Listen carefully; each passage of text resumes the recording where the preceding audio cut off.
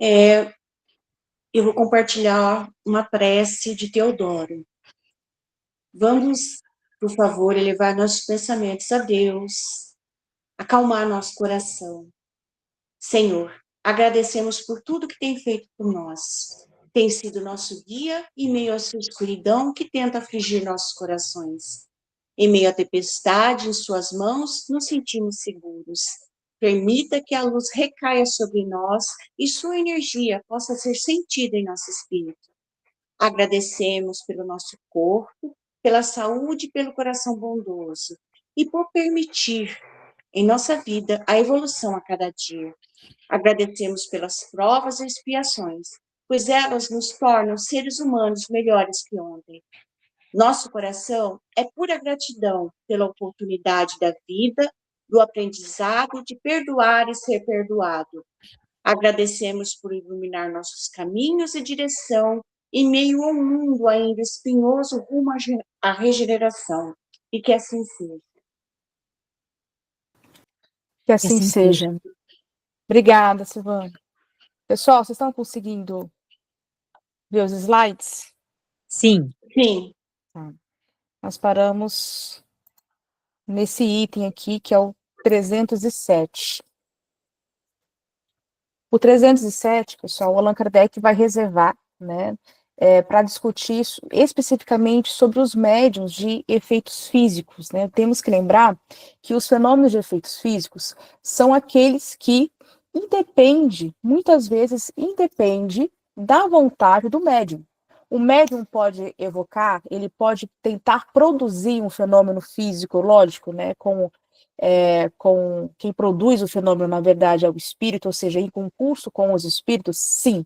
Mas a primeira explicação que o Allan Kardec nos dá nos capítulos anteriores é que os fenômenos de efeitos físicos, eles independem da vontade do médium. E é por isso que, neste capítulo aqui, ele relembra essa questão e fala que justamente, né, pelos fenômenos físicos, eles acontecerem muitas vezes independente da vontade do médium, e isso pode também ter uma implicação ética, porque o médium muitas vezes pode, sabendo disso, né, e são fenômenos físicos, né, a gente sabe que eles são fenômenos que são impressionáveis, né, todo mundo gosta de ver, e isso chama muita atenção. Pode ser que, se eu explorar essa questão, ou até fraudar um fenômeno físico, ou seja, se eu for simular, isso pode trazer uma série de problemas.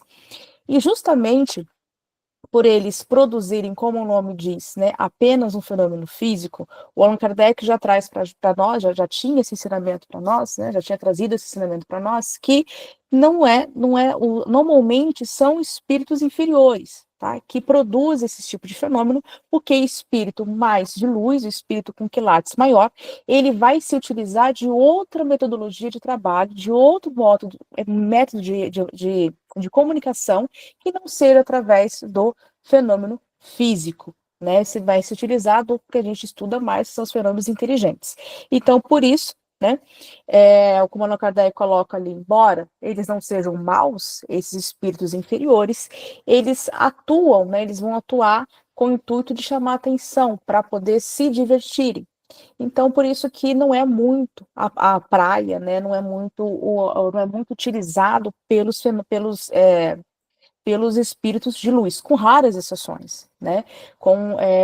Isso não quer dizer que o espírito mais evoluído não possa se utilizar e se expressar, se comunicar desta maneira, mas não é o recurso, vamos colocar assim, que eles mais gostam, né? Até porque, se eu tenho outros tipos de médium, um leque de médios de efeitos inteligentes, eu, espírito evoluído, vou me utilizar de uma metodologia, de um trabalho um pouco maior.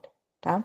E se esse médium de efeito físico, né, ele começa a abusar deste campo da faculdade mediúnica dele, né, seja para poder produzir esses fenômenos e assim ter um ganho material com isso, produzir shows, né, tentar mostrar, tentar usar esse fenômeno que não seja aquele que vai vir com o objetivo de fazer o bem, pronto, né? Assim como os outros itens já colocaram para a gente, já está se afastando do grande objetivo da produção mediúnica, do dom mediúnico, que é fazer o bem.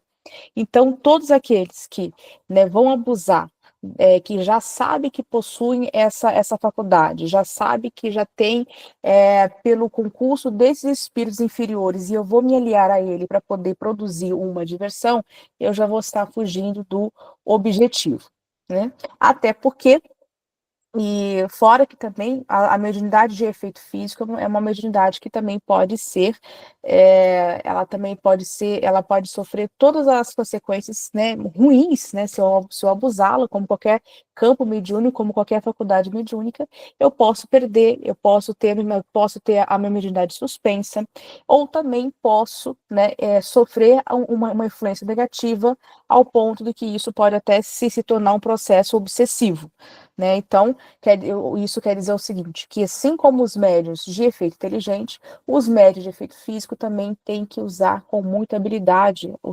seu dom mediúnico e com muita responsabilidade também.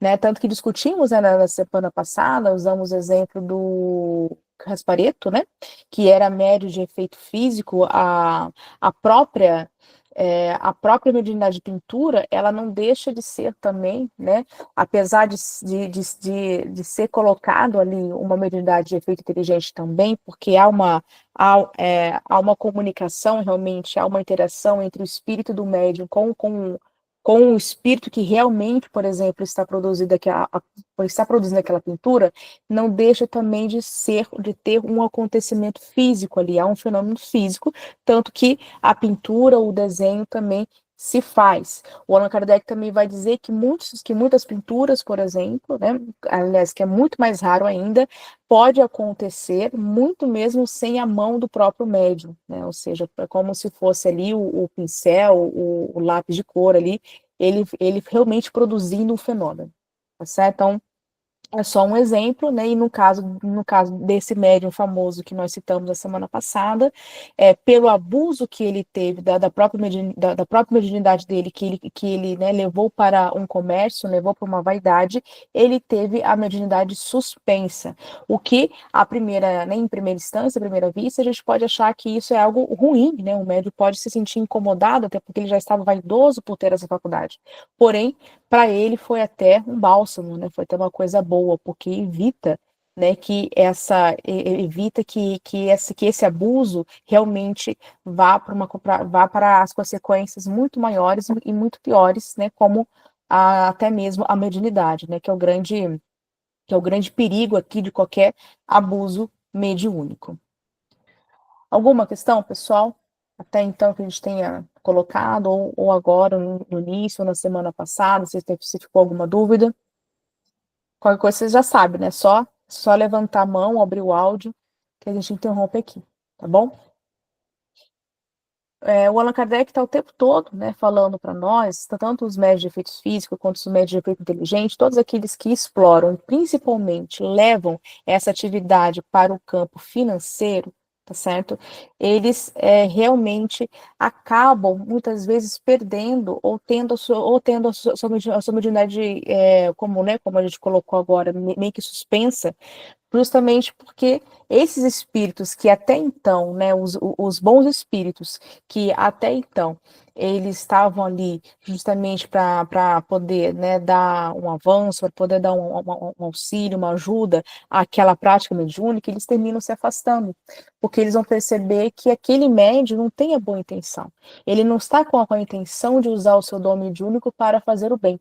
Então, essa equipe espiritual do bem, vamos colocar assim, de apoio, realmente vai se afastar tanto do médium, e se isso se, né, e se este mal se espalhar para o grupo mediúnico como um todo, por exemplo, até o grupo mediúnico fica ali de forma desprotegida.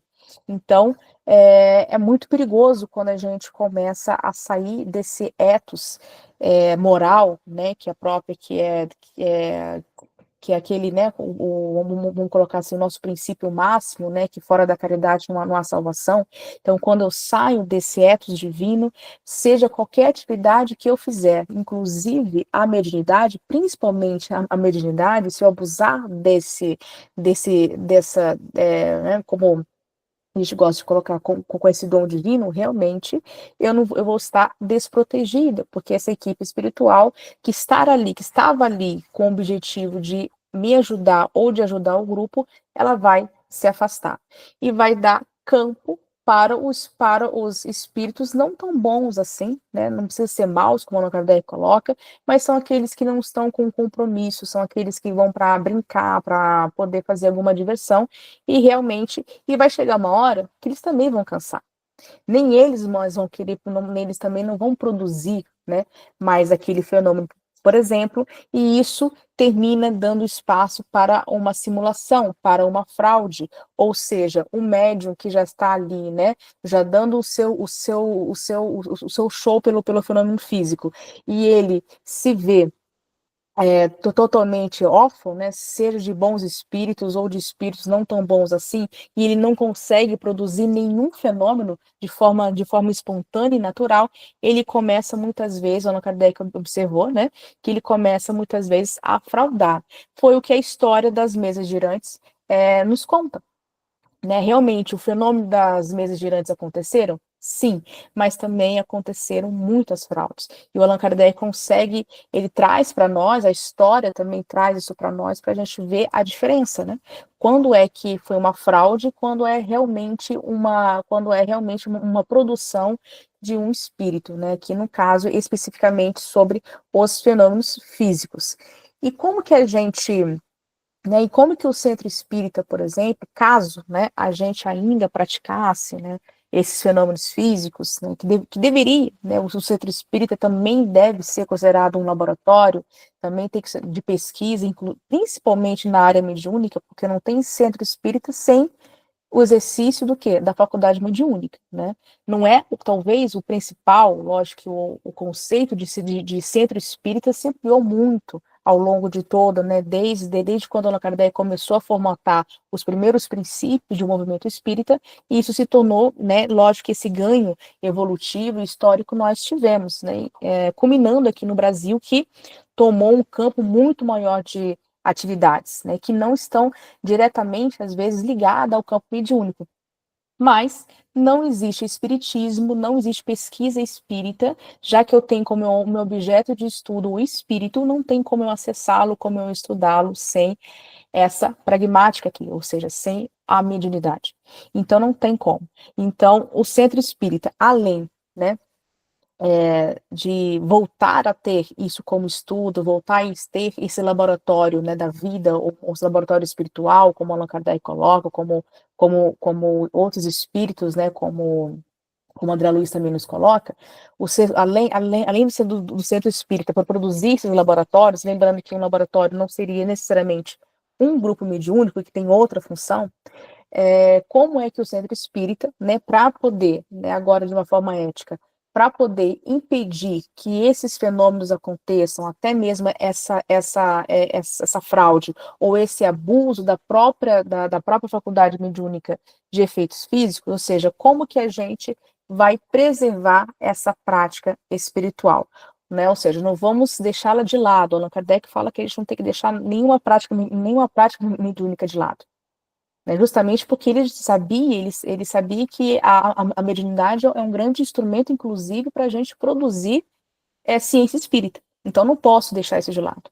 Agora, só que eu tenho que ter o quê? Assim como toda ciência, ela carrega no seu bojo uma discussão ética.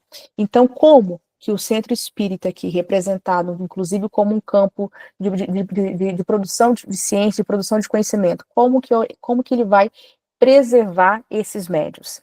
Primeiro, né, ele tem que impedir, né, inibir que esses fenômenos mediúnicos, principalmente para um fim financeiro, aconteça. Né? Então, qual é o objetivo daquele grupo mediúnico? Qual é o objetivo daquele estudo mediúnico? Qual é o objetivo daquela produção? Qual é o objetivo daquela pesquisa? Né? Então, tudo isso tem que estar realmente atrelado a um princípio espírita, né, que se pauta numa ética.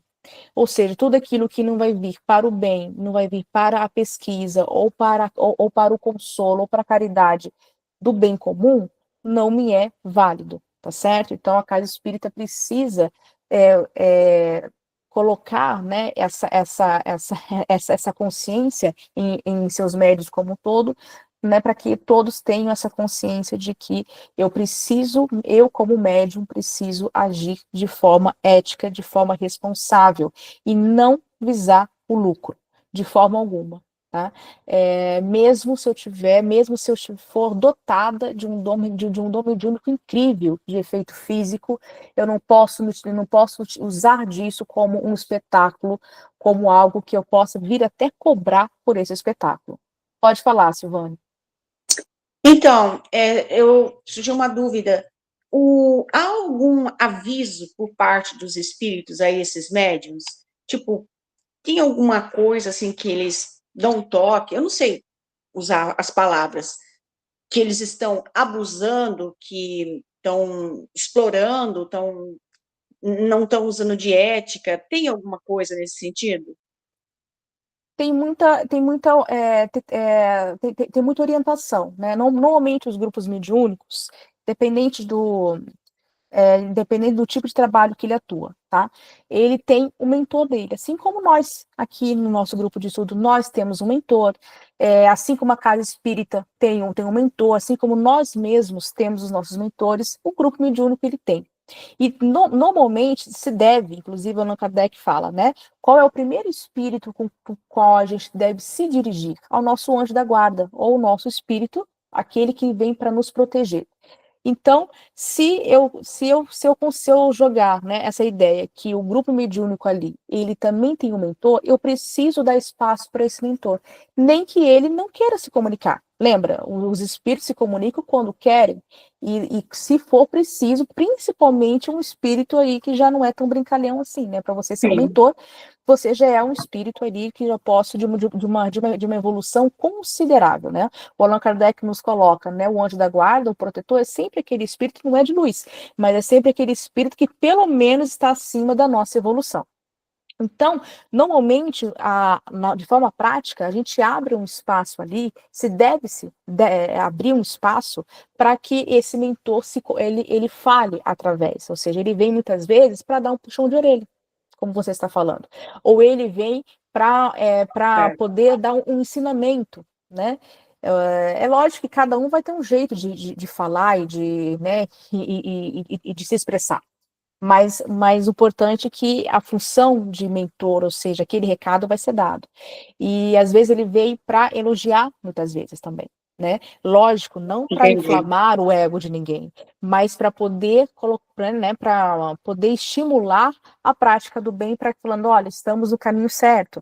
Então, assim, um bom grupo é aquele que tem que tem esse domínio, né, teórico também, e sabe que eu preciso dar um espaço, sim, para o mentor falar, né, ou o anjo da guarda, como a gente quiser chamar.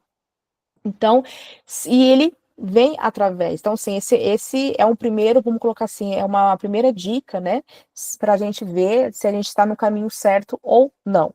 Mas o próprio médium, né, o próprio médium, isso muitas vezes nem precisa ser um médium de uma forma tão ostensiva assim, a gente percebe, né, quando a gente sabe quando está fazendo algo errado, quando a gente, vamos supor, aqui no caso, o Allan Kardec coloca, né, o próprio médium, ele sabe, ele está fazendo por livre e espontânea vontade, cobrar para que as pessoas assistam aquele fenômeno que ele está produzindo, que ele acha que ele está produzindo, sendo que ele ali é um agente. Tudo bem, não tão passivo, mas ele é um agente. Né? Ele é um agente o quê? Ele está apenas ali doando a sua carga fluídica para que aquele fenômeno aconteça. Só que ele se perde nisso, ele fica tão vaidoso que ele acha que é ele que é o dono do fenômeno ali, né? E ele começa até fazer um abuso. Então, assim, é bem drástico, né, esse exemplo. Então, ele sabe que está fazendo errado. Tanto é que ele vai fraudar, ele vai mentir, ele vai tentar simular, nos enganar, entende? Então ele sabe que ele não está ele não está no caminho certo. Certo. Aparentemente, ele pode até falar assim, né, tipo assim, deixa, né? Eu vou fazendo, eu vou lucrando, eu vou ver até onde isso vai dar, não é mesmo? E no início ele até infelizmente ele até consegue uns ganhos, tanto que o Allan Kardec começa esse capítulo falando assim, olha, não é porque há um ganho financeiro que o fenômeno não acontece. O fenômeno vai acontecer, até porque sempre vai ter um espírito ali simpático àquela prática mediúnica não tão correta assim, né? Mas vai chegar uma hora que ele pode, inclusive, ficar sem o auxílio, sem o concurso, melhor dizendo, de nenhum espírito, nem de um espírito brincalhão. Ele vai se ver sozinho mesmo e vai querer, como ele já está acostumado, às vezes ele transformou nisso até num ganho financeiro, ou seja, no seu próprio ganha-pão, e ele começa, né, a de fato dar espaço, né? Aí sim, quando a Kardec fala, aí sim a gente vai sair daquele primeiro exemplo e vai caminhar assim para uma fraude. Né? Então, ele realmente sabe que ele está errado. Dificilmente ele vai fazer isso de uma forma inocente, eu estava enganado. Não, ele sabe que está fazendo errado. Né? Ele sabe que não pode cobrar pelo fenômeno, seja qual for, tá certo? Seja qual intenção tiver também aquele espírito. O fenômeno mediúnico ele precisa, né, que ele precisa ser voltado, né? Se eu não tiver pelo menos uma boa intenção, que pelo menos eu não vai piorar, né, isso tudo e fazendo disso um comércio. Então essa é a grande preocupação de Kardec aqui nesses primeiros itens, né? E por isso que Tá, depois a obrigada. gente, imagina, assim, depois que a gente colocou, né? Então, como que eu, enquanto caso espírita, vamos colocar assim, como que eu vou passar, como que eu vou transferir essa ética para os meus médiuns, sejam eles a faculdade mediúnica que for que eles expressem, ou seja, todos independentes. Aqui o Allan Kardec está frisando sobre os efeitos físicos, porque eu tenho muito mais contato com espíritos não tão bons assim, né? Justamente pela própria natureza de trabalho. Então, eu tenho que ter muito mais cuidado com isso. Né? Eu tenho que ter muito mais cuidado com isso e não explorar nem os efeitos físicos, aliás, em especial os efeitos físicos. Alguma questão, pessoal? Mais alguma questão? O que mais o centro espírita precisa criar? Precisa criar normas, né? Precisa que inibam, né? Que vai inibir mesmo, né? Essa prática voltada para o comércio, né? Ou seja, aquele que vai expor aquela prática mediúnica e ainda vai cobrar por isso. Tá certo? Então, não deve ser cobrado de forma alguma, nem efeitos físicos, nem efeitos inteligentes. Qualquer tipo de dom mediúnico ele tem que ser dado de graça, né? Então, foi um dom que a gente recebeu de graça, né? Lembra? Dai de graça o que de graça recebeste. A mediunidade aqui se aplica exatamente a essa premissa de Cristo, tá certo? Então, além de eu formar médios, né, eu ter essa preocupação ética, eu também tenho que ter uma norma, ou seja, um cuidado, uma segurança maior que impeça, né, um bom centro espírita, um centro espírita sério, é aquele que está colocado, né, que está se valendo também de boas normas, né, que vai trazer, né, o que a própria norma coloca, né, vai nos trazer o que? Uma segurança. Então, e também vai não punir, né, mas ela tem que estabelecer algumas regras de o que fazer quando acontecer isso. Quando a gente descobrir que algum médium, inclusive, está utilizando a casa espírita para poder fazer essas práticas que vão esbarrar ali no comércio, tá certo? É diferente, pessoal, tá? É diferente que a gente lembra quando a Kardec falou, né? Tudo a gente tem que avaliar com bom senso, tá? É diferente de alguns centros espíritas, não é o caso aqui do nosso lar, né? Mas, por exemplo, alguns médios de cura, eles não cobram, mas eles pedem uma contribuição financeira, se você puder, lógico e claro, né? Porque muitos médios de efeito físico, que também o médio de cura não deixa de ser, é um médio de efeito físico também, eles cobram, assim, eles pedem, né, justamente porque eles são procurados, né? Ou seja, vai um número grande de pessoas ali buscando a cura. Então, eles pedem para que a própria casa espírita ela possa se manter, né, que a gente faça uma caridade, que ajude aquele médium.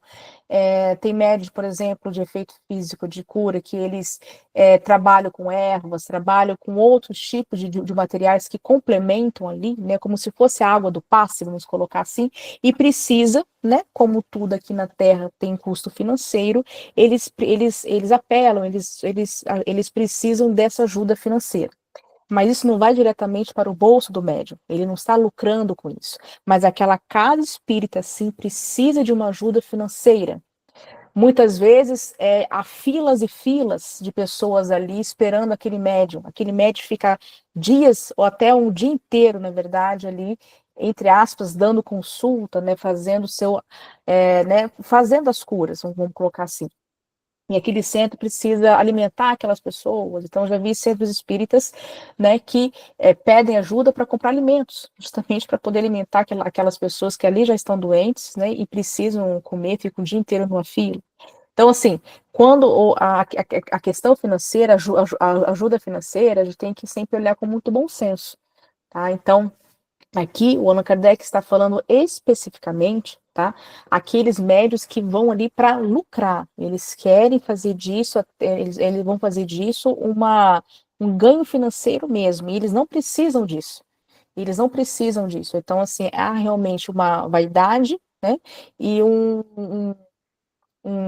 eles têm assim, eles acham que eles têm o direito de usar essa faculdade mediúnica para um ganho financeiro mesmo, ou seja, há um poder nisso. Tá? Então é diferente desses centros espíritas, né, de Minas Gerais, por exemplo, Rio, que tem muita cultura de ter médios de efeito físico de cura, por exemplo, onde tem filas e filas de pessoas, né? E muitas pessoas ajudam essas casas espíritas, assim como a nossa casa espírita também precisa ser ajudada, né? Para poder se manter, para poder pagar funcionários, água, luz, né? Ela não está lucrando, nós não estamos ali pagando para poder usar aquele espaço, pagando para que a gente possa estar aqui em estudo, pagando para tomar um passe, não é isso, né? Nós estamos ali colaborando para que aquela casa espírita ela fique para sempre, né? Para que ela fique aqui no nosso mundo da matéria, a gente precisa alimentá-la de dinheiro de alguma forma para ela poder seguir em frente, tá? Então isso é diferente, né? Porque muitas pessoas confundem e isso leva tudo ao pé da letra, tá? Então a gente tem que pegar aqui a alma do texto e poder colocar, como o Allan Kardec nos colocou, né? Aliás, como ele já nos ensinou, que a força do espiritismo está no bom senso. Né, o próprio Allan Kardec, né, era considerado o bom senso encarnado, né, esse era um dos apelidos dele. Então é justamente isso, tá? Então ele já está contando com o nosso bom senso ao lê-lo, tá certo? Então aqui realmente é quando há um abuso, ou seja, há um abuso, era como, por exemplo, como se a casa espírita agora começar a cobrar pelos passes que ele que dá, cobrar para quem quer participar de um grupo mediúnico, por exemplo, ou seja, há um abuso, aí sim perdemos aí sim aquela casa espírita, ela vai perder todo o sentido de uma casa espírita que realmente, como a gente sabe, que tem que ser, tá certo? Mais alguma questão, pessoal? Vamos para o 308, né? Onde o Allan Kardec vai reforçar mais um pouquinho isso que nós estamos falando, né? Agora falando, ele vai estabelecer agora uma ética da mediunidade, né? Ou seja, antes ele estava falando para aquele médico que está usando a faculdade de efeito físico ou inteligente para o ganho financeiro. Aqui, né? Aqui sim nós vamos ter uma vaidade um pouquinho maior, que aquele médium que além de ter um ganho financeiro, ele também quer o quê? Poder, ele quer se exibir, ele quer sensacionalismo, ele quer um espetáculo, ou seja, centros espíritas que fazem grupos mediúnicos abertos e faz disso um espetáculo, tá? Ou seja, há um abuso daquele trabalho, por exemplo, né? Então, o Allan Kardec coloca que primeiro que bons espíritos não vão estar ali, porque eles não vão se dar o trabalho de fazer, né, de estar ligados em comunhão com essa equipe de trabalho que não entendeu, né, que é um centro espírita, ou seja, que age com ética, jamais vai abusar do seu trabalho mediúnico, jamais vai fazer disso um espetáculo, jamais vai expor isso em uma feira, por exemplo, como a Allan Kardec coloca aqui, né? Então, é diferente, pessoal. De novo, temos que usar o bom senso. Tá? É diferente de alguns trabalhos que alguns médios na moda Chico Xavier fazia, né, com as cartas mediúnicas, por exemplo, mas era um trabalho sério. Era aberto ao público? Sim, é aberto ao público, mas não há um abuso, aquilo não é um espetáculo, ele não tinha intenção de transformar aquilo, não era uma vaidade dele, pelo contrário, ele estava ali se colocando como um médium num ato de uma caridade. Ele estava honrando ali aquele dom mediúnico que ele já tinha, já de muitas e muitas vidas, já estava ali, né, já estava ali nele, já pronto, não é mesmo?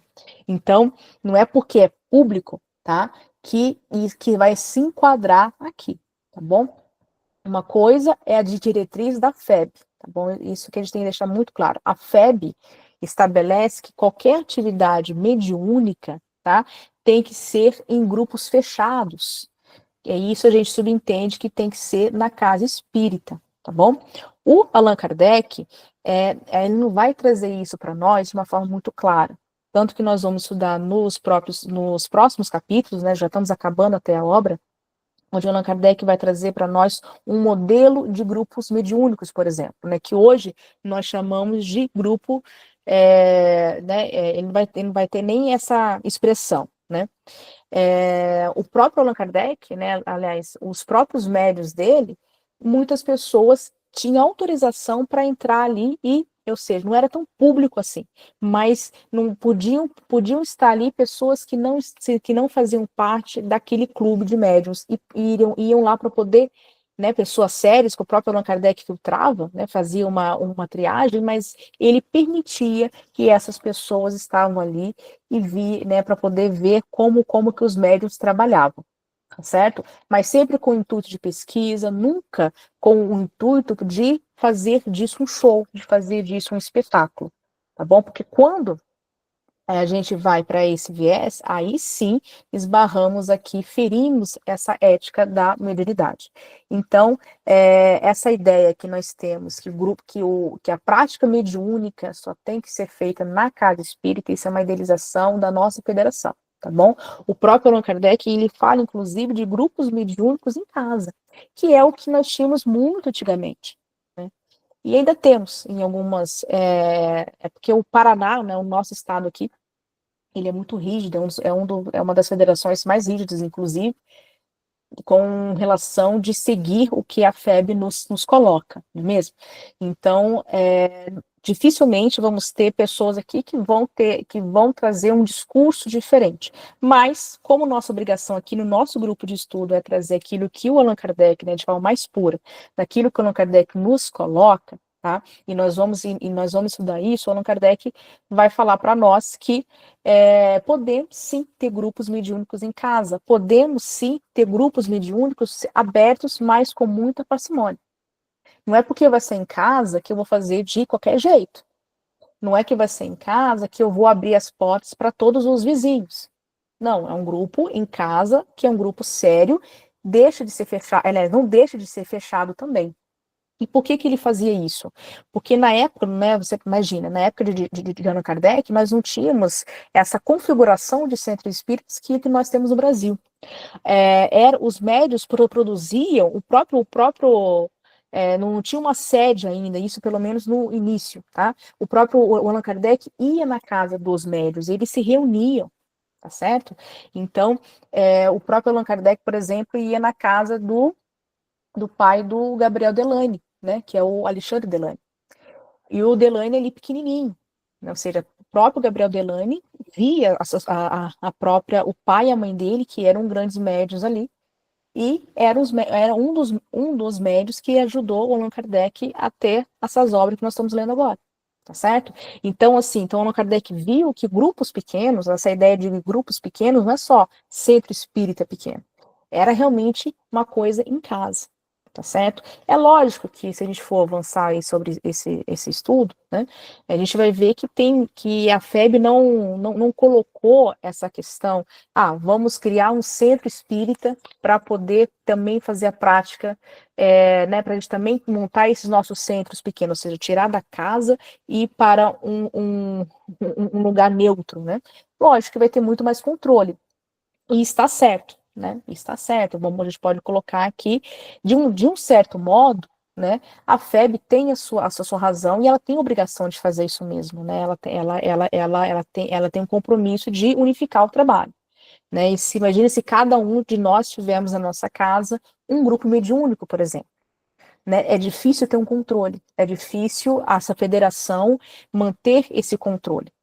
Na época de Allan Kardec, talvez se ele hoje aqui estivesse refazendo ou fazendo, né, ou esse conhecimento novamente, ele poderia até mudar de opinião, tá? Mas a ideia que nós temos até então, de que o Allan Kardec trouxe, ele mais, né, o Allan Kardec puro, vamos colocar assim, é que pode ser, sim, feito em casa e em grupos pequenos. Agora, não é por isso que eu vou transformar isso, tá, em um espetáculo. Bom, então a gente tem que, né, de novo, temos que ler com muito bom senso do que Allan Kardec coloca aqui para nós, tá bom? Alguma pergunta, pessoal, até então? Vocês estão muito quietinhos hoje. Nenhuma? Então vamos prosseguir, então. Aqui, né, o médium ou os médiums, eles têm realmente a intenção, né, de ostentar, de exibir, né? Eles não estão, eles querem ser vistos, eles querem, né? Aqui não é somente um ganho financeiro, há uma vaidade ali bem evidente, tá certo?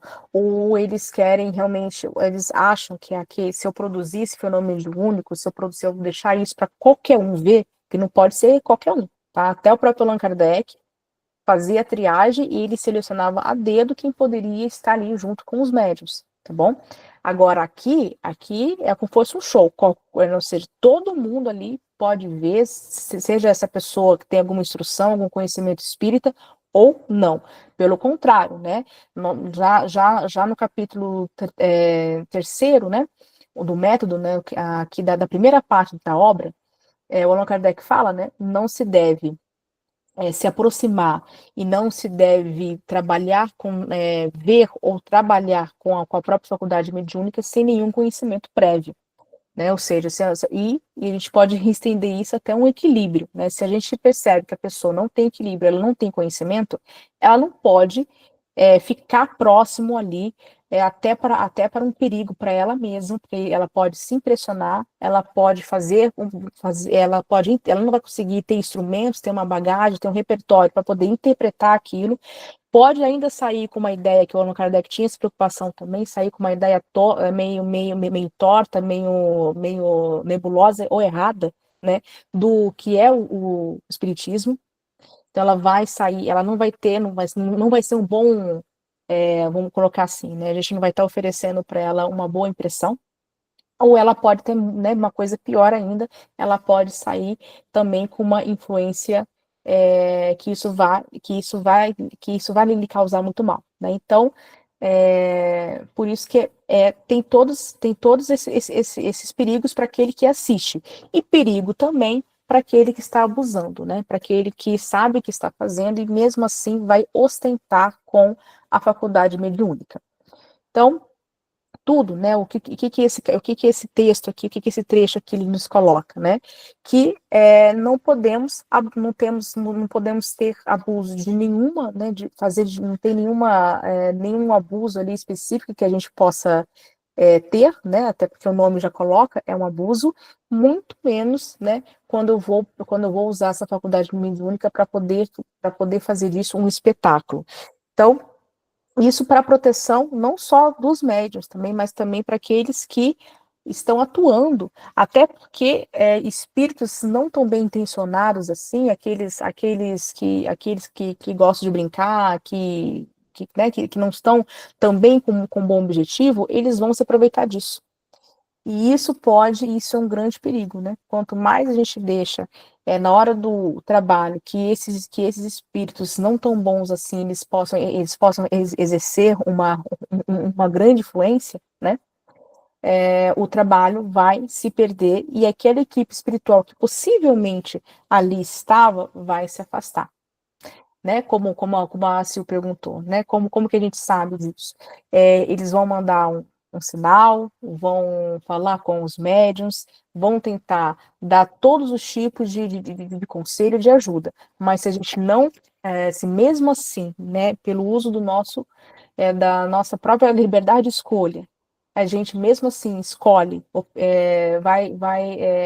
justamente para não atender esses conselhos, esses bons espíritos, com certeza, eles vão se afastar de nós, tá certo? E como que é a casa espírita, né? Como que a gente pode evitar que essas práticas, né, elas sejam exibidas de forma pública, né? Isso sem nenhum compromisso de estudo, sem nenhum compromisso de caridade, apenas para se exibir, né? Com esse intuito, ou seja, eu quero apenas dar uma amostra, atrair as pessoas de uma maneira errada, né? E como que a gente pode, né, inibir isso e como que isso pode prejudicar, né? Por que que isso é tão prejudicial para a prática mediúnica? Por que que eu exibir essa prática? Por que que eu expor ou esse fenômeno mediúnico ou essa comunicação mediúnica? Isso pode trazer quais são os prejuízos de tudo isso, tá certo? Primeiro, né, como Allan Kardec nos coloca aqui, primeiro que eu vou estar manchando ali a visão, né, a cara do espiritismo. Eu vou estar passando uma visão totalmente errada, e nós somos responsáveis, nós como espíritas, nós somos responsáveis até de como a gente vai colocar na vida do outro o espiritismo, né? Ou seja, também, da mesma forma que eu tenho que agir de forma ética comigo mesma, para com Deus, para com o outro também. Então, eu vou estar passando uma imagem errada, né? Ou seja, então isso vai ser prejudicial para o espiritismo, para o movimento espírita, porque as pessoas não vão ali, tá certo? Não vão ali ter uma boa imagem. Pode falar, Oswaldo. A Kelly perguntou aqui no chat, mas que tipo de exibicionismo? Se a psicografia seria uma forma de exibicionismo, e o que mais entraria nisso? De exemplos, né? É. Pode ser qualquer prática aqui tá mais ligada à intenção, né? Então, qualquer prática que eu vá exibir de forma aleatória, sem cuidado, sem critério, apenas para poder atender a uma vaidade ou só com o intuito de chamar pessoas para a casa espírita, usando a faculdade mediúnica, pode ser com o médium ali realmente que vá tentar fazer um trabalho semelhante ao que o Chico fazia, dando as cartas mediúnicas, no exemplo do item anterior, né, ou seja, fazendo a produção de fenômenos mediúnicos e transformando isso em um show, em um espetáculo, ou seja, aqui o Allan Kardec está falando assim, além do ganho financeiro, esses médios também têm a intenção, pelo abuso, também de exibir a sua faculdade mediúnica de uma forma que se afasta deste compromisso ético. Então, qualquer um, por exemplo, um médio de pintura, ele vai lá, faz um show, ele produz um show, e aquele grupo ou aquele centro espírita está transformando isso num show, ou seja, a intenção das pessoas não é mostrar que, olha, existe médios de pintura, por exemplo. Olha, isso eu não vou estar com aquele médium para poder dar um estudo. Eu aceito qualquer tipo de pessoa, ou seja, que já está ferindo um grande princípio espírita. O Allan Kardec já colocou. Pode ter grupo pequeno? Sim, é o ideal. Pode ter visitas nesses grupos? Sim, mas olha quem você vai colocar como visita. Por várias razões, né? Aqui no caso ele tá, quais são os motivos que ele está pontuando? Primeiro, que essa pessoa vai sair com uma visão totalmente errada do trabalho. ela não tem bagagem, ela não tem conhecimento prévio para poder interpretar e entender aquele fenômeno. Isso pode até deixá-la com medo, muitas vezes. Entende? Ela pode ser com que ela até saia até perturbada daquele grupo mediúnico. Ou seja, não pode, justamente porque eu transformei aquela exibição, aqueles quadros sendo pintados, ou aquela música, né? Temos médios, né, de música também, isso, né, que pressiona, isso de uma forma a pessoa vai sair totalmente, ela pode sair muitas vezes até meio que perturbada dali. Ou seja, então ela pode sair, se ela não sair meio confusa, ela pode sair com uma visão totalmente errada. E eu vou, principalmente, eu vou estar passando, né? Nós, como centro espírita, caso a gente faça essas práticas, eu vou estar passando uma imagem que a faculdade mediúnica ou a produção mediúnica só serve para o quê? Para a diversão. E não é isso. Nunca pode ser isso, né, Oswaldo? Pode falar. Exato, perfeito. Tem umas séries norte-americanas também que passam no Netflix, que é sobre médiums que vão na casa de gente famosa, e aí ele faz aquele programa, então, e ele vira uma celebridade. Essa é uma forma de exibicionismo, né? Exatamente. Então, é aquela pessoa, Exatamente. ele tem o dom, porque ele está lá, assim, conversando com aquela E o pessoa. fenômeno acontece. O fenômeno acontece, é real, tá? É só que ele está ali, ele se transformou numa celebridade, ganha milhões de dólares para fazer aquilo, Exato. né? Então, Exato. isso é mais ou menos nesse sentido, né? Tipo, Isso. tem o dom, mas vai usar até para um ganho financeiro ou para... Que a gente tem que tomar muito cuidado, né? É. Porque se a gente for aprofundar mesmo, assim, o próprio Allan Kardec coloca assim, olha, gente, muito cuidado com médiuns que tem de prontidão a resposta, assim. Né? Muito cuidado. Eles não vão dar datas, eles não, muitas vezes não vão dar o nome completo, eles não vão dar, muitas vezes eles não sabem nem falar, olha, eu desencarnei no dia tal, com tal circunstância, muitas vezes não tem nem a noção disso ainda. E muitas vezes, o Allan Kardec fala, olha, muitas vezes o fenômeno acontece, mas muitas vezes também pode ser o quê? Uma fraude. Quantas pessoas, tem pessoas que são brilhantes em enganar o outro, brilhantes, né? E isso o quê? Impressiona, né? Impressiona. E é importante também saber, a Kelly traz uma questão interessante aqui na sequência, ela fala, mas que às vezes tem pessoas que a gente olha e tem alguma visão de como a pessoa é, ou de o que está com ela. Como lidar com isso? Isso seria se exibir, se falar para a pessoa que vimos. Divaldo, ele chama muita atenção, porque ele fala do seguinte, ele fala que a gente tem que tomar cuidado para a gente não ser médium metido. Né? Eu acho muito legal essa fala dele. Por quê? Às vezes você percebe alguma coisa em relação ao outro, né?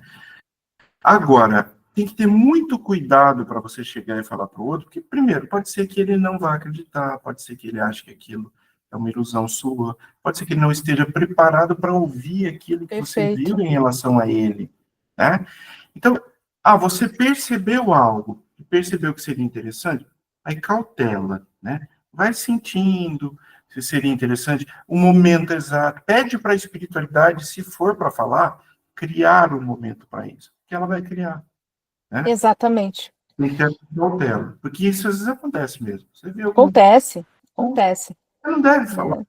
Exatamente, eu também sou dessa opinião que não deve falar, porque realmente, muitas vezes ela não vai ter esse conhecimento, às vezes aquela informação, aquela verdade, pode ser até verdade, mas vai fazer até um mal pior, né? Vamos colocar assim, vai fazer um mal do que um bem. Não é mesmo? Isso. E ela até coloca que viu algo ruim de uma pessoa e não falou. Perfeito, faça o seguinte, coloque nas mãos de Deus, né? Porque aquilo que a gente não tem controle, se você viu e você não tem controle sobre aquilo, coloque nas mãos de Deus. Peça para que o anjo da guarda daquela pessoa oriente o que fazer com aquela situação. Exato. E aí você faz a tua parte de entregar para Deus aquela situação, mas mesmo sem falar com a pessoa. Fora que a minha percepção nem sempre é a verdade. Eu posso perceber um fenômeno, ou seja, o fato de eu ter a dupla vista, por exemplo, isso não quer dizer que eu estou percebendo na totalidade tudo aquilo. Então, assim, eu tive uma percepção, né, como o Allan Kardec nos coloca, e isso não quer dizer que isso me autoriza, né, com que eu fale com a pessoa. né? Então, por exemplo, isso acontece muito, né, com alguns médios, né? O médio passista está ali dando passe, e pela conexão ali, ele percebe que aquela pessoa realmente está doente. É possível, às vezes, a gente enxergar isso, tá? Tem médios que não enxergam, mas isso não quer dizer que o passe não está sendo eficaz, porque, né, mas também é outra questão. A gente não pode chegar, né, enquanto médium, chegar e falar assim, olha, eu enxerguei que você tá com alguns pontos assim, assim, assado, né? O que que a gente deve fazer? Como o próprio Oswaldo nos orientou muito bem. A gente pede em oração, né? A gente pede em oração que se aquilo que eu realmente estiver vendo e percebendo, que aquele passe possa ajudar aquela pessoa naqueles pontos específicos. Porque você imagina, né?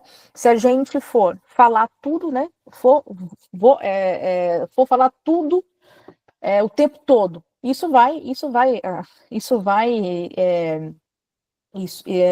a pessoa vai ficar no mínimo inibida, né?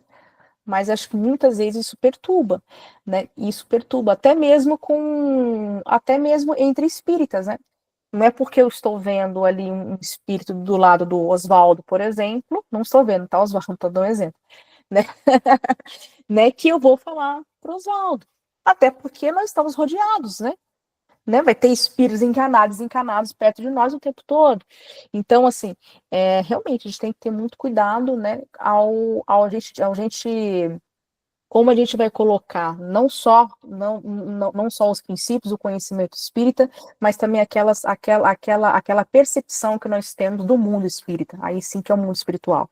Não é porque eu sou médium que isso me autoriza a fazer esse trabalho, né, ou a divulgar qualquer tipo, inclusive de mensagens, tá certo? Não é porque vamos supor, não é porque eu sou médium e eu consigo trazer as cartas do além, por exemplo, que isso me autoriza de forma sem critério nenhum, tá? Poder colocar aquelas cartas mediúnicas, por isso que eu particularmente sou contra esse tipo de trabalho, no sentido como muitas vezes é feito aqui no nosso país, né? Porque muitas vezes os médios eles já começam a ler aquelas cartas que muitas vezes está sem critério, fere muitos princípios espíritas, né? Eu fiz algumas viagens espíritas, por exemplo, com o intuito de ir e ver o trabalho deles, né? Não com o intuito de pegar cartas mediúnicas, isso eu nunca fiz. Mas eu fui né, até para poder viajar com alguns colegas e ver esses trabalhos, né? Eu percebi, por exemplo, que tinha espíritos que faleceram, né, que desencarnaram, perdão, por suicídio, por exemplo, 15 dias depois estava dando uma comunicação mediúnica sublime. Não tem como, não tem como. 15 dias, 15 dias. E explicando com muita clareza, né, e falando o quanto ele tinha sido acolhido, não tem como.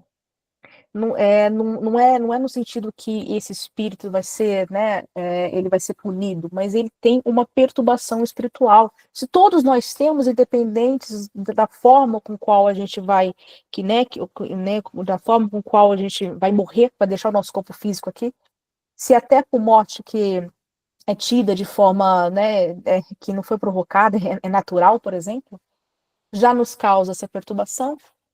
Imagina a do suicídio, né? Sem entrar no mérito, né? Senão a gente vai alongar muito. Mas só para a gente ver, né? E esse médium, se eu sou um médium, eu não divulgo essa carta, não é aquele espírito. Não pode ser. Não pode ser. Até porque eu posso tentar enganar alguém com boas palavras.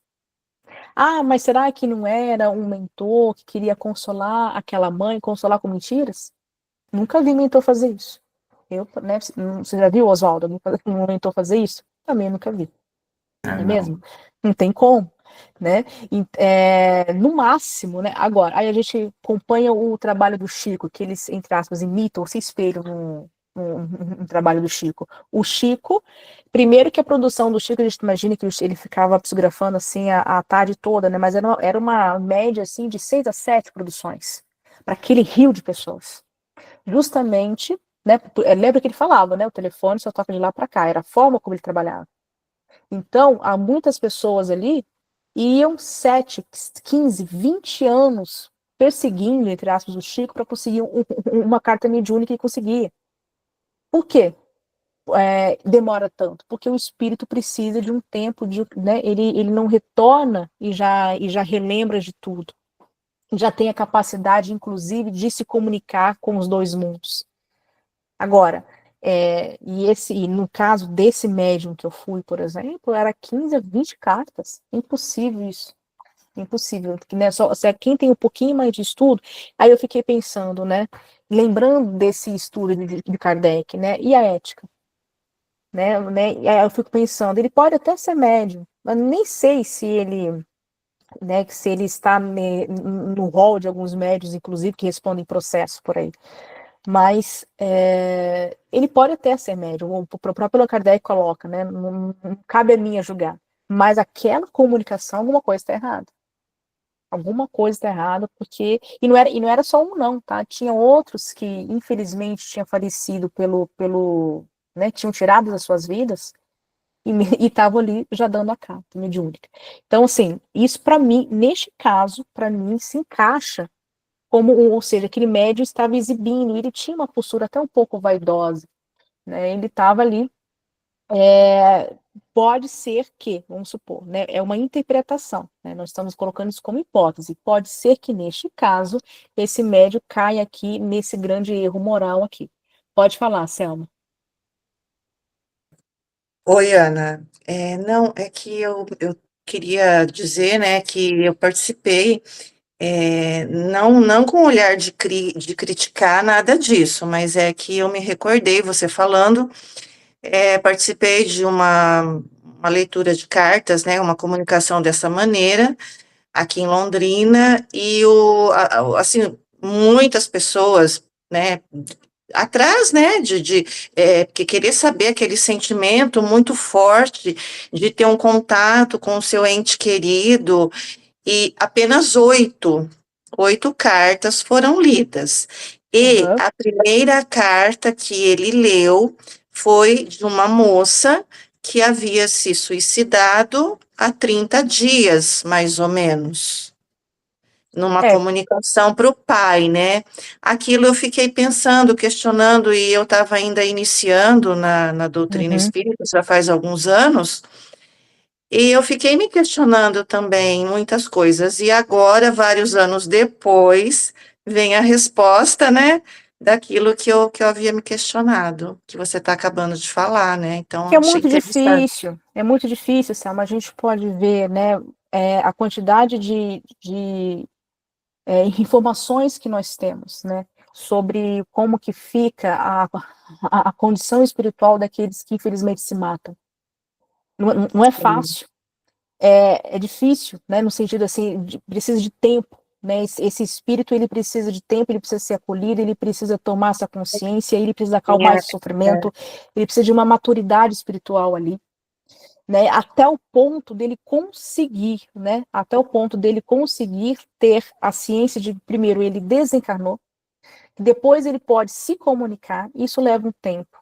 Não quer dizer que ele vai ser impedido ou que ele não vai ter nunca uma condição espiritual para ele se comunicar, mas muitas vezes vai precisar de 30 anos, não 30 dias. eu Até acho que menos, né? Menos de 30 sim. anos, eu falei É brincando, o mas bom senso, né, Ana? É o é o bom bom senso senso. que tem Essa é que a se resposta cruzar certa. nessa hora, né? Exatamente, né? E tem que ter muito critério, né? Por exemplo, até as cartas do Chico, que são estudadas até hoje, né?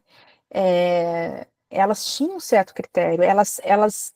O Chico tinha, que é uma mediunidade rara também, muitas das cartas mediúnicas do Chico, você podia periciar, vinha muitas vezes como assinatura do próprio espírito, traços, né?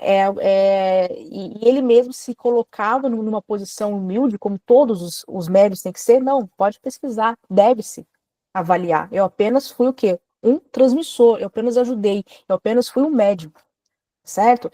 E tem muitas e muitas histórias onde as pessoas ali já comprovavam, né? Até o Oswaldo já trouxe, né, Oswaldo, alguns exemplos sobre isso para nós. Então tem que ter muito, cuidado. Agora, não é todo, agora não estou falando que é só o Chico que era o grande médio, só ele pode fazer esse tipo de trabalho? Lógico que não. Lógico que não, né? Mas aqueles que possuem e muitas vezes começam a abusar disso, para mim, eu poderia encaixar, né? Um exemplo, se eu produzir, se eu sou uma médium tipo Chico Xavier, e eu vi ali, eu vou querer ler a mensagem, eu vou pedir que a minha equipe ali leia aquela mensagem, vai ver que se trata de um suicida que, infelizmente, né, apenas há um mês atrás cometeu esse ato, né, contra a lei de Deus, infelizmente não se trata dele. Não é ele. Entende? Então, assim, tem muita grande chance, perdão, de não ser ele. Não sei. Então, vamos o quê? Melhor eu descartar, guardar. Não ler para ninguém. Né? Então, ou seja, justamente por esse compromisso ético aqui. E quando isso se torna público, que é o que o Allan Kardec está colocando aqui, né, é muito mais perigoso ainda. É muito mais perigoso. Então, assim, a gente tem que tomar muito cuidado. Né? Primeiro, e isso nesse sentido, como você colocou, primeiro que nesse exemplo eu estou lidando com dores, com luto, que é dor pior do que essa que a gente enfrenta? Não tem, né? Então, Sim. assim, não tem. Então, eu estou lidando com aquela mãe que perdeu o filho, com aquele marido que perdeu a esposa, com aquela neta que perdeu a avó. Então, assim, eu estou lidando, olha, né, tem uma questão moral, não é só com os princípios espíritas, não. Né? Ou seja, né, olha, isso até é perigoso, é liviano para fazer isso. Eu estou brincando com o sentimento daquela pessoa. É que, infelizmente, às vezes o médium não tem nem essa intenção, às vezes ele está fazendo, né, espero que não tenha, porque se ele sabe e está fazendo errado, é pior para ele. Né? Mas por isso que o Allan Kardec fala, olha, todos os médios, ou seja, todos os espíritas precisam se instruir, precisam relembrar de tudo isso. Porque quando a gente for para a prática, isso tem que estar bem fresco na cabeça, né, no nosso coração, no nosso espírito. Porque senão, isso vai ter muitas consequências, né, antiéticas, né, aqui no caso. E eu vou estar levando um trabalho para um caminho que, como a Allan Kardec colocou, não é educativo, fere os princípios espíritas, eu vou estar passando uma imagem do que é o espiritismo de uma forma errada, e o pior, né, agora falando sobre os trabalhos como as mães do Chico, né, aliás, a moda, a mãe do Chico, as mães do Chico, eu vou estar ainda aumentando esse compromisso moral, e vou até, muitas vezes, eu posso estar o quê? Brincando com esse sentimento, com esse luto desses irmãos que estão ali. Por isso que eu acho muito complicado um trabalho desse. É bonito, é lindo, né? Só que tem que ter muito cuidado. Isso tem que estar com uma equipe ali realmente séria e instruída e comprometida com aquele trabalho. Porque e é muito rápido, né? Porque eles fazem o trabalho, logo depois começa a ler as cartas, né? Normalmente segue esse rito. E é muito perigoso, porque não tem tempo suficiente para você amadurecer, se você ter uma postura de análise daquela mensagem. E logo divulgar, né? Agora, como diz o Allan Kardec, pode ser que esteja o espírito ali. Agora, desse caso, né, da pessoa que se matou, né, há 30, há 15 dias atrás, eu acho muito complicado isso. Né? Porque muito difícil. Só a gente ver os exemplos que os livros mais sérios de espírito, não esses romances água com açúcar que vira novela, tá? Livros realmente que trazem grandes romances, que trazem uma grande instrução, os romances de Emmanuel, né, ou os livros da Ivone, que também trabalham com essa temática.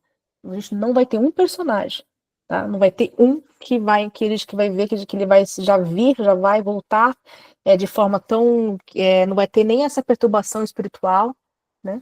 E ele vai conseguir logo já consolar, ou seja, a evolução não dá saltos. Como que ele é um suicida e depois ele já quase aumentozinho, né? Consolando a mãe? Não tem como, não tem como, tá? Por isso que a gente tem que ir, né? Por isso que o conhecimento nos salva, né? O conhecimento ele liberta a gente. É claro que a gente, né, não está aqui julgando a moral do médium, se ele está fazendo isso de forma errada ou não. Né? Estamos aqui só colocando como exemplos, né? Quando o Kardec fala, ó, às vezes ele não tem a intenção de errar, mas muitas vezes ele tem a intenção de fraudar, sim. Né? Justamente para uma vaidade, para poder se exibir.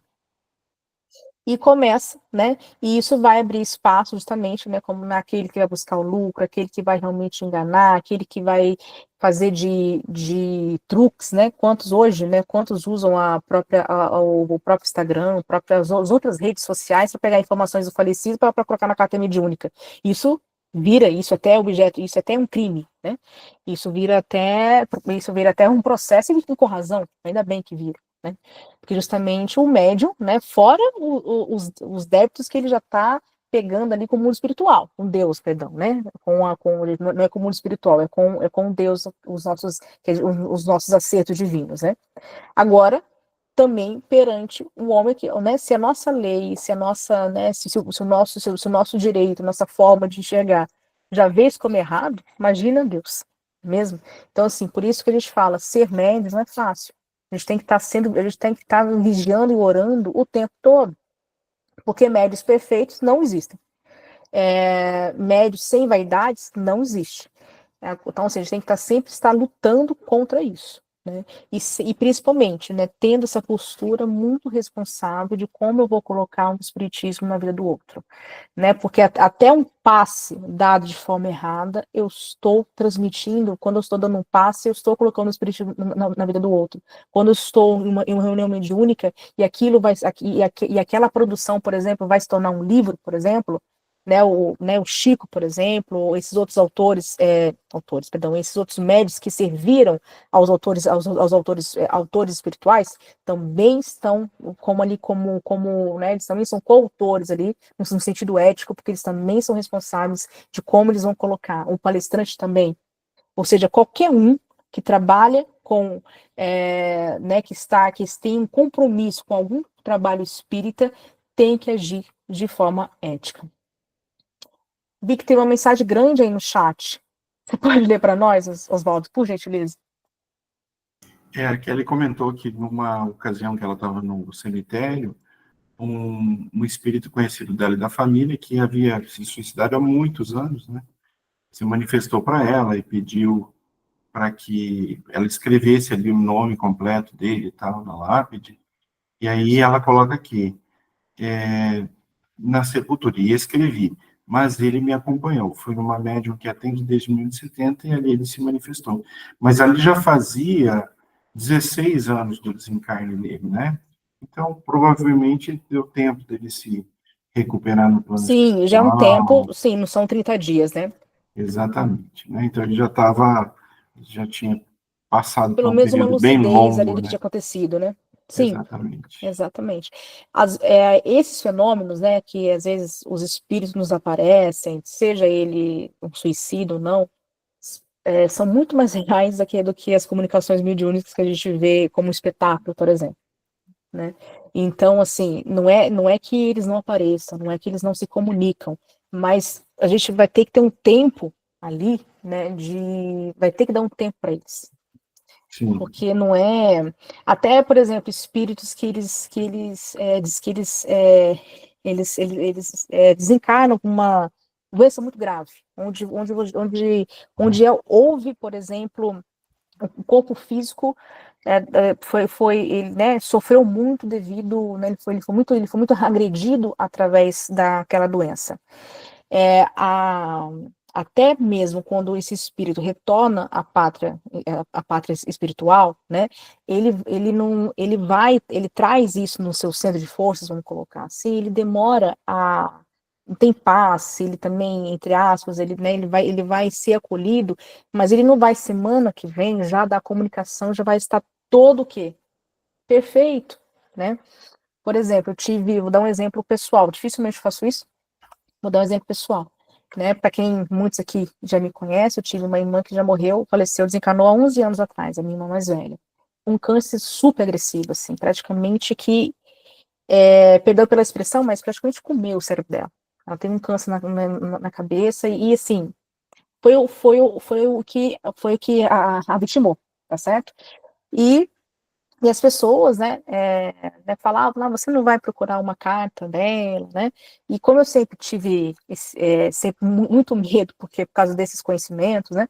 Eu falei assim, não, né, não tá no tempo, né? Ela tinha falecido já há 1 ano, há 2 anos, né? Fora que ela também não tinha esse conhecimento, né? Ela tinha, mas ela não era espírita, quero dizer, né? Então, eu não fui atrás, né? E as pessoas viam, não, as pessoas me perguntavam assim, mas Ana, você vê a sua irmã? Né? Eu falei assim, não, eu né, tenho uma dupla vista, mas infelizmente a minha irmã não estou vendo, mas também não vou invocar. Né? Então, eu não queria perturbá-lo, obviamente, né? Lembra, quanto mais ele já sabe, mais responsável ele se torna, inclusive, na nossa prática mediúnica em casa, né? E depois de muito tempo, lógico, pelas minhas orações, lógico, também tenho saudade até hoje, né? E eu sonhei com ela. Tive um sonho mediúnico com ela, onde ela estava ainda acamada, e isso fazia o quê? Uns 4 anos depois da morte dela. Uns 4 anos, ela ainda estava em recuperação, né? E junto com ela, tinha um mentor que eu reconheci, e ele estava, então assim, eu tive o privilégio de ter alguns segundos ali da presença dela. Muitos anos depois, recentemente, já com meu pai desencarnado, né, eu tive outro sonho mediúnico onde ela estava já plena. E não foi um suicídio, nem um suicídio involuntário, até porque a doença dela, pelo menos para a Terra aqui, ela era uma pessoa que cuidava muito da saúde, não tinha nada, não foi um câncer que foi provocado por algum vício, vamos supor. Pelo menos ela nessa vida, ela pelo menos, estou falando dela nessa vida, não sei o histórico reencarnatório dela, obviamente, né? Então ela já trouxe essa prova, essa expiação que ela infelizmente ou felizmente enfrentou, né? Então, assim, agora imagina se eu tivesse ido ter procurado os médios, ter perturbado, né, falando para minha irmã, apareça, apareça, apareça, por mais por um sentimento egoísta, né, porque eu que estava com saudade, né, mas fazendo a oração, pedindo a proteção, né, então como que eu pude ver, né, e aquilo que a gente estuda, né, ou seja, ela tinha 4 anos, ainda foi pouco, né, ainda foi pouco para ela poder, e ela realmente ainda estava com a mesma aparência que ela tinha falecido, como o último dia que eu tinha visto. Muitos anos depois, ela já aparece já realmente como ela gostava de ser, né, arrumada, enfim. Então, com meu pai, né, por isso que eu falo, muitas vezes a gente não precisa ir atrás né, de nenhum médium, né, muitas vezes, então, assim, esses sonhos, né, muitas vezes muitas pessoas me contam sonhos semelhantes, são assim, esses sonhos, ou como a Kelly colocou agora, para mim, né, para minha interpretação, não sei se o Oswaldo ele tem a mesma opinião, tá? E se vocês também têm a mesma opinião, mas para mim é muito mais, eu coloco mais crédito, né, do que uma comunicação de um médio sem desqualificá-lo, tá, gente? Nesse sentido. Pode falar, Graça. Então, Ana, você está falando de sonho aí, né? Aconteceu isso comigo também. Você sabe que quando meu pai faleceu, minha mãe tinha também conhecimento espírita, mas não era tanto. E meu pai também, né? Meu pai era médium e tudo mais, mas isso não tem nada a ver com o assunto. Aí as pessoas que passavam, sonhavam, diziam que sonhavam com ele, iam falar com a minha mãe que ele estava pedindo oração, que não sei o quê. Minha mãe estava muito preocupada. Eu ainda não era espírita, e eu, assim, como eu tinha os filhos todos pequenos, 4, então eu dormia muito cansada, não me lembrava dos meus sonhos. Mas nessa preocupação da minha mãe, ela lá em Minas, né, e eu aqui, uma manhã eu acordei, quando eu pus o pé para fora da cama, eu lembrei do sonho que eu tinha tido, que com certeza foi um encontro mesmo com meu pai, porque ele estava bem, ele estava parecendo uma escola, né, com um grupo de pessoas, ali não havia fala, né, todo mundo entendia pelo pensamento, e eu estava ali, e nós estávamos fazendo um círculo, e a gente ia dar as mãos, e quando eu estiquei a minha mão direita, a pessoa né, para quem eu estiquei e olhei, era o meu pai. E no sonho, eu sabia que ele já era desencarnado. Então, assim, eu admirei muito de ver, né, de encontrar com ele. E ainda perguntei para ele, mas é você mesmo, né, pai? O senhor está aqui e tal. E ele só sorria, né? Ele não era assim de falar muito. Então, eu perguntei 2 vezes para ele. Eu só me lembrei disso, do sonho, quando eu acordei de manhã. Mas mesmo sem ser espírita, assim, praticante, eu já tinha lido algumas coisas, eu fui para o telefone, porque eu tinha certeza que era para tranquilizar minha mãe, porque ela estava muito assustada com as notícias que alguém trazia que tinha sonhado com ele. Aí eu falei com ela, né, que ela ficasse tranquila, que meu pai estava bem. E aí, assim, esse tipo de sonho também, eu acho que é isso que você falou. É muito mais, é uma questão muito mais de crédito, né? Porque eu não tinha esse conhecimento que hoje eu já tenho, né? Um conhecimento que eu já adquiri ao longo do tempo. Mas eu sabia, talvez até por uma questão intuitiva, que aquele tinha sido um encontro com ele e o objetivo, qual que era o objetivo? É só mesmo para dar um testemunho. E é muito Sonho lindo, hein, legal, Graça? e é muito legal porque, assim, é isso que você falou, né, Ana? É, é no tempo que a espiritualidade determina, quando tem que ser, né? Então, acontece naturalmente. Quando você menos espera, acontece. Isso que é Acontece. bacana, né? Vem como um presente, né? É como Vem um como um presente, presente. e Um outra, isso que presente, você falou, isso tem que tomar mesmo. cuidado para não incomodar aquele espírito, né? Às vezes ele não está podendo e tal. Exatamente, porque todos nós já temos essa perturbação espiritual, né? E Sim, tem mortes, e, infelizmente, tem mortes que são muito sofridas, né? sim, Onde até antes de ter o desencarne, por exemplo, no caso da minha irmã, que ficou em coma durante um tempo. Então, assim, é lógico que esse espírito vai estar perturbado, não tem como, né? sim. Então, a gente precisa de um tempo, e cada um tem um tempo. O tempo, ele é muito particular, né? É subjetivo, né? Então, assim, por isso que a gente tem que tomar muito cuidado, né? Muito cuidado. Agora, tem história, pode falar, Graça. Eu queria só fazer uma pergunta agora com relação a a sua história aí com a sua irmã. É, esse tempo, né, de 4 anos, e você ainda a viu, né, como você viu no último dia dela aqui encarnada, Sim, tem relação com o quê? Que relação tem a aparência física dela? Se tem, é uma questão mesmo mental, né, vamos dizer assim, que a pessoa sim, sofreu tanto que aquilo, ela ficou com aquela impressão muito forte, né? E aí não, aquilo também faz parte dessa imagem, dessa demora da pessoa, ou se é uma questão mesmo energética, que assim a doença debilitou tanto que precisou, às vezes, de um tempo maior de cuidado no mundo espiritual. sim. Se a gente for usar, por exemplo, as hipóteses, tanto os princípios que o Allan Kardec nos traz e as hipóteses que o André Luiz nos coloca, por exemplo, quando nós estamos falando da própria anatomia do corpo espiritual, né, onde nós vamos ter aquele centro de forças que se ligam, que se ligam ao plexo, né, do nosso corpo físico. E, por exemplo, na doença da minha irmã, que apareceu, entre aspas, do nada, tá certo? E assim, sem nenhuma causa, ela não deu nenhuma causa aparente a esse tipo de tumor que ela teve. Eu acredito, lógico, né, pelos princípios espíritas, como nada acontece por acaso, isso já estava na programação dela.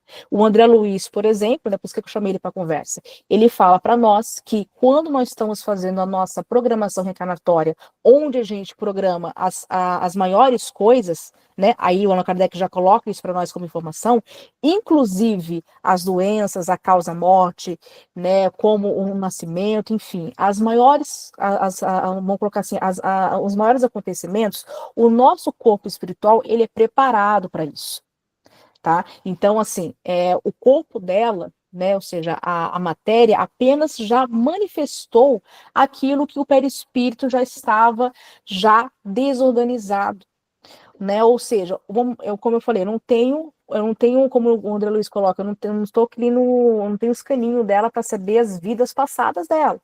se ela deu causa a esse tumor, por exemplo, em outras vidas, e nessa vida ela conseguiu, isso foi uma expiação, mas independente dessa questão moral, se ela deu causa ou não, em qual vida que ela deu causa a isso, tá? O corpo dela, enquanto Carla, né, aqui quando ela esteve, ou seja, estava já programado para ter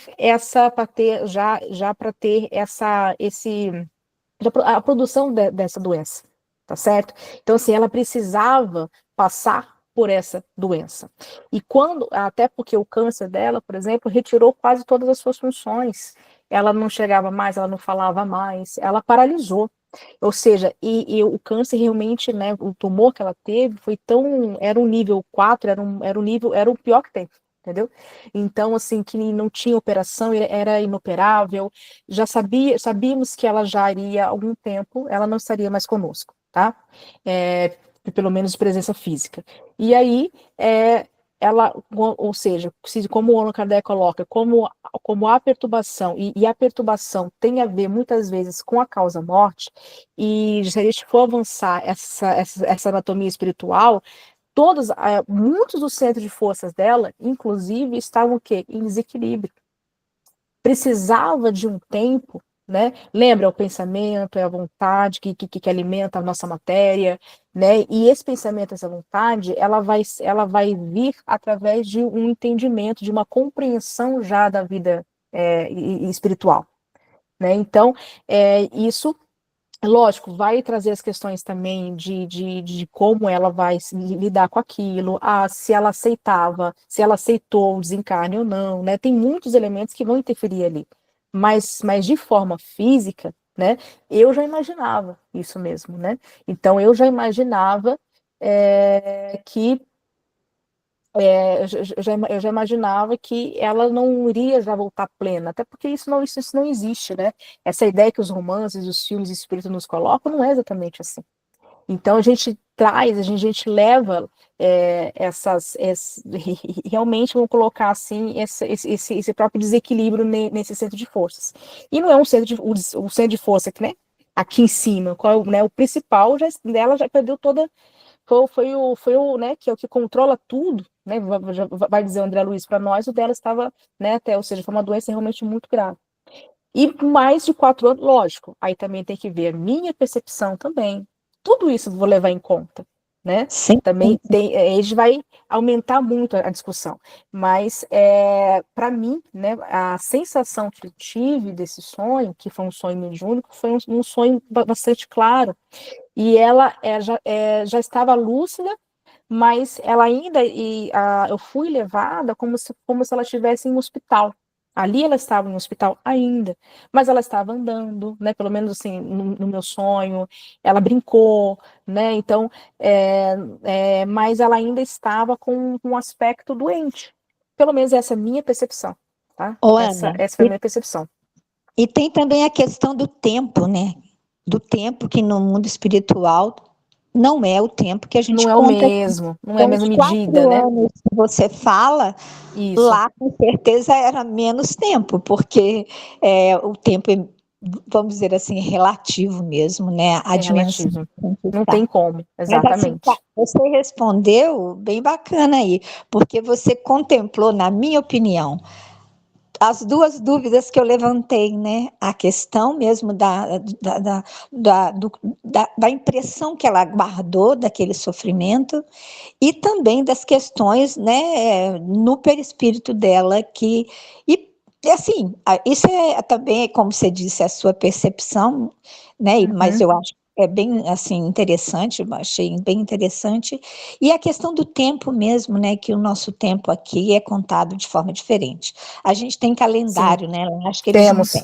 temos. O calendário deles é diferente, né? É E essa minha teoria que eu formei, né? Uma teoria e percepção minha que eu formei em cima do meu sonho, só para poder finalizar, ela foi eu meio que consegui achar uma lógica para ela, porque um primo meu, né? Um primo nosso, que não é espírita, né? A minha família se divide em uma ala católica e uma ala espírita. Que daqui é da ala, né? Que não é da ala espírita, ele teve um sonho também, onde um médico chegou para ele com um exame na mão, falou assim, olha, sua prima vai se curar. E o cérebro dela tá aqui, ó, olha como ele vai se formar de novo, né? Porque lembra que eu falei, a doença dela comeu partes cerebrais dela, né? Então, vai se formar de novo. Aí esse meu primo, que é o Antônio chegou e falou assim, Ana, a Carla vai se curar. Não, ela vai se curar, né, ela vai se curar e ela não vai morrer, né? Mas qual foi a minha interpretação? Eu falei assim, bom, agora que ela vai desencarnar e tá próximo, e desencarnou muito próximo, né? Realmente, aquele corpo não mais servia, foi uma prova, uma expiação muito grande para ela, né? E realmente, aquele médico, entre aspas, espiritual, falou certo para ele. Ou seja, quando ela terminasse essa prova, realmente ali ela fosse alimentada através de passe e outras formas de ajuda, esse centro de força, vamos colocar assim, representado pelo médico ali, né, vai ser restabelecido. É o que o estudo de passe nos ensina, que muitas vezes o desencarne, inclusive, vem com quê? Como quê? Com uma cura. É isso mesmo. Isso mesmo. Obrigada, Ana. Imagina, né? Imagina. Nós tomamos muito tempo, ó, e o tempo já foi. Mas já estava marcado mesmo, pessoal. Falta aí uns 4 itens, tá? Para a gente terminar o nosso capítulo. Já estava programado para a gente ainda continuar no capítulo 28 na semana que vem. E na semana que vem a gente finaliza, tá? O principal mesmo é isso, que a gente cria esse, né, sem pressa, mas que a gente cria esse ambiente de bate-papo e discussão, que é o que um grupo de estudo tem mesmo como objetivo, além de fazer essas trocas de experiência, mas que a gente faça sempre uma leitura, né? Isso, olha, né, isso é um ganho, porque a gente está conseguindo, mesmo com as nossas experiências, né, e mesmo com a experiência do outro, já ter uma leitura espírita sobre isso, ter uma leitura crítica, né? Que é isso que é o grande ganho do nosso grupo, de qualquer grupo de estudo. Né? Por isso que eu fico muito feliz quando vocês falam e compartilham também. Mais alguma questão, pessoal? Gostaria de colocar alguma coisa, Oswaldo? Tudo certo. Gostaria de certo? indicar a Graça para fazermos a prece final. Ah, perfeito. Graça foi evocada aí. Eu fui evocada. Tá certo, então.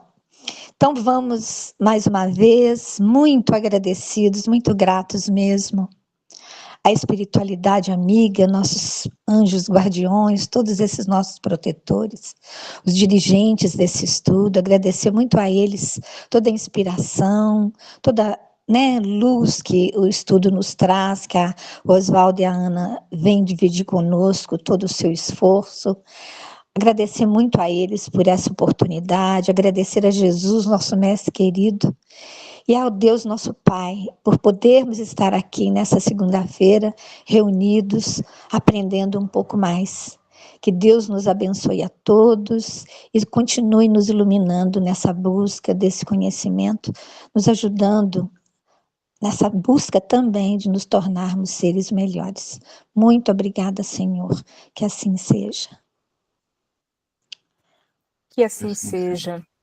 Pessoal, muito obrigada. Tá? Uma ótima semana a todos. E na próxima semana, se Deus quiser, a gente finaliza o capítulo 28. Até mais, pessoal. Boa noite a Boa noite a todos. Que Deus todos. abençoe. Ótima semana. Boa noite. Boa noite. Obrigada, Oswaldo. Até mais. Até.